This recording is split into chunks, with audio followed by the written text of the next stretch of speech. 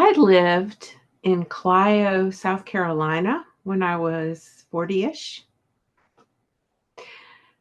and I had moved there with my husband who had found a job in a nearby town. And we were both so excited about moving to Clio because we were going to live in a turn of the 20th century house that seemed so quaint and charming. Now, Clio is a very small town in the northeast part of South Carolina, which is cotton farming country. And when cotton was king, Clio was a boom town. And there were trains that carried the cotton to market.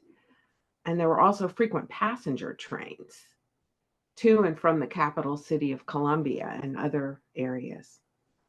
But when we moved there in the mid 1990s, it was just a little farming community with a tiny grocery store on Main Street and a library in the train depot and not much else. To me, the only thing to do was immerse myself in history. And coincidentally, the town was named after Clio, the Greek muse of history. So I became friends with Sherry Gillespie, who had managed to get Clio on the National Register of Historic Places. And Sherry's great grandparents had built the house that my husband and I lived in. Her great aunt Marcella inherited the house and raised her family there. In fact, Marcella was married in the front parlor. Oops, yeah, that way. That became my home office. And on her wedding day, she descended the staircase from her bedroom carrying a small candle. And then she married her groom, Bronson, in the parlor. Well, Marcella's ghost was in that house. Now, I don't mean a fake ghost, the kind that you talk about around campfires. Marcella was a real person who actually lived in that house. And I was acutely aware of that. In fact, I was aware of a lot of ghosts in town. I could see Marcella walking down the street to visit her brother. It was Archibald. He owned a general store in, that way, at the corner of the main street. And I could see horses and buggies and hear the sounds of turn of the century piano music wafting out of the parlors of the Victorian mansions. And when 1990s folks weren't looking, 1990s folks, I would wave at 1907 folks as they sat on their porches watching the world go by. You see, 1907 was the year that Marcella married Bronson in the parlor. And she and Bronson moved into the house with her mother when her father died in 1908.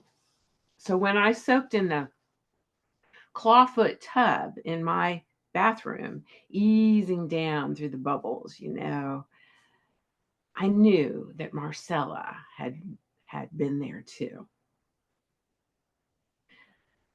You see, my husband got the modern bathroom, which was adjacent to our bedroom, but I kept the door shut. I didn't go in there. Well, I didn't do much housework, and I sure didn't clean the master bedroom, modern bathroom. I didn't clean hardly at all, and neither did my husband. And we quickly learned about how difficult it is to keep a large Victorian mansion clean. At first, it seemed romantic to live in a big old house, but it's not so romantic to clean it. But I didn't talk about this much with my husband. I just cleaned when I felt like it. I could have said, "Hey, Bubba, we both have full-time jobs and hobbies. Shall we talk about how we're going to do housework?" But I didn't because I didn't want to argue. And now I'm not going to say that led to the demise of my marriage, but it may have been part of it. At the time, I hadn't developed the skill of negotiating with my spouse. Now I know better. Well, I was so into the year 1907 that I planned a reenactment of it during the Clio Cotton Festival. And I led a tour dressed in a Greek toga as Clio, the muse of history. And later I was given a videotape of that event. And a couple of years ago, I had it digitized and slapped it up on my YouTube page. But at that time, we had a local community theater actress who played the part of Marcella, and her brother Archibald was played by my husband. And we had another actress stand on a porch and sing Sweet Adeline, and two little girls running around pretending to fly kites, and a church minister playing the part of a church minister, and a local Black man playing the role of Alexander Ivy, an African American entrepreneur and farmer. Well, I had written the script and I included platitudes about Alexander Ivy's success and the legacy he left to his descendants. But I said nothing about the history of slavery, the labor of the enslaved and newly freed workers in the cotton fields, nothing about the Jim Crow era and how that later led to the great exodus north. At the time, I didn't realize I should include all of that. Now, I know better. Well, I visited Clio a few years ago. It was before the pandemic in October during cotton harvest time. I just wanted to see it again. Well, the grocery store and the library were closed, and old buildings had been removed or become even more dilapidated, not unlike what's going on in a lot of small towns. And I didn't quite get that feeling of turn of the century charm that I'd felt when I was living there so many years ago. And I didn't stay long. But in hindsight, I wish I had walked around and talked to people, maybe gathered some stories. Like, what is it like to live in 21st century Clio? What has happened in the last 20 to 30 years? Are the original families still here? If not, where did they go? Whatever happened to my friend Sherry Gillespie, who helped get Clio on the National Register of Historic Places? At the time, I didn't realize I should ask those questions. Now I know better. I guess I will just keep living and learning. But